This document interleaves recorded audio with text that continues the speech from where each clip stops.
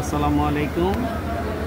আজকে আমরা বুঝে 5.6 দূরত্ব কদ্দূর, তারপরে 4.8 দূরত্ব কদ্দূর, 316 দূরত্ব কদ্দূর। আচ্ছা, দূরত্ব বলতে বোঝা হচ্ছে নিডেল গ্যাপটা, মাঝখানের যে নিডেল গ্যাপটা আছে এই গ্যাপটা, এইখান থেকে এখানে এই গ্যাপটা হবে যে 5.6 ক্ষেত্রে হবে যে 6 মিলি, নিডেল গ্যাপটা হবে 6 মিলি। আর 4.8 ক্ষেত্রে হবে যে এখানে 4 মিলি, মানে 4 মিলিমিটার নিডেল গ্যাপটা থাকবে। আর 316 ক্ষেত্রে হবে যে 3 মিলি, মানে নিডেল দূরত্ব মাঝখানের গ্যাপটা হবে 3 মিলি।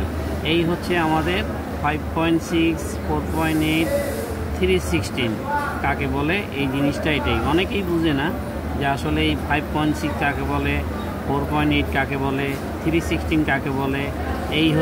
এইটাই হচ্ছে মেন কাহিনী। এখানে শুধু নিডেল গ্যাপটা বড় ছোট।